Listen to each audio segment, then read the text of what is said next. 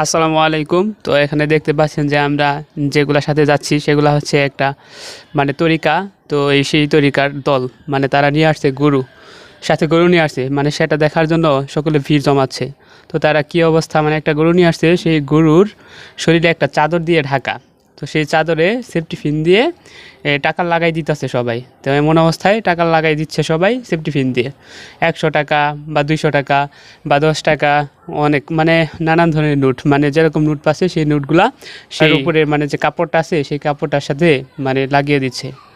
তো একটা বাড়িতে যাওয়ার পর মানে দেখলাম যে গরুটাকে নিয়ে গেছে, নিয়ে যাওয়ার পর সেখানে মানে কিছু ভুসি দিছে, তারপরে কিছু মানে অন্য কিছু মিক্স করে মানে খাওয়াই দিচ্ছে। তো তারা বলে যে গরুটাকে মানে ভালোভাবে রাখলে বা হাত বুলিয়ে দিলে নাকি ভালো ভালো কিছু হবে, তো ভালো কিছু হবে তাদের, এরকম একটা মানে ভ্রান্ত একটা আকিদা। তা আসলে এটা কিন্তু ভাই মানে মুসলমানের কাজ না, তো এটা আসলে ঠিক না।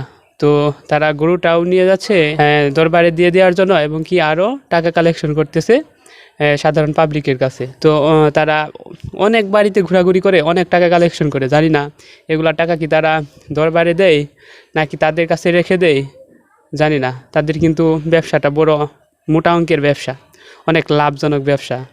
তো আসলে আপনাদের মতামত কি? অবশ্যই আপনাদের মতামত আমাদের কমেন্ট বক্সে অবশ্যই জানাবেন। তো আসলে মানে শরিয়া ভিত্তিক এটা কি ঠিক?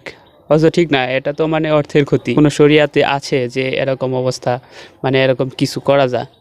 তো এরকম কোনো শরিয়া ভিত্তিক কোনো দলিল নাই, কোনো কিছু না।